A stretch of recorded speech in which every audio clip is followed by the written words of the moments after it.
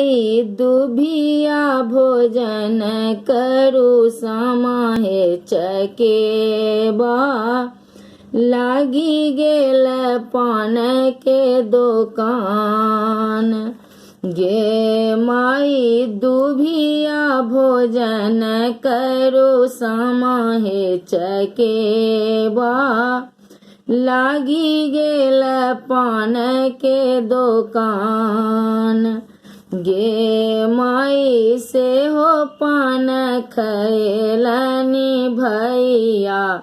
हमर भैया रंगी गेल 32 मुख दांत। गे माई से हो पान खैलनी भैया। से बड़का भैया रंगी गेल 32 मुख दांत।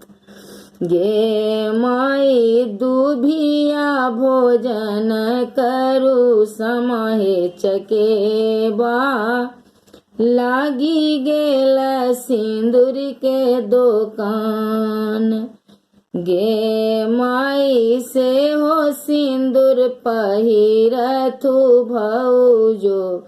से बड़की भौजो जुग जुग बढ़न यही बात। गे माई से हो सिंदूर पहिरथी भौजो।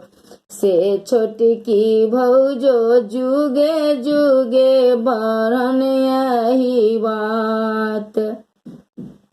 गे माई दुभिया भोजन करू समाहे चकेबा। लागी गेल टिकुली के दुकान। गे माई लागी गेल टिकुली के दुकान। गे माई से हो टिकुली पहिरथी बहिनो। से सब बहिनो झलकैत जाथु ससुरारी।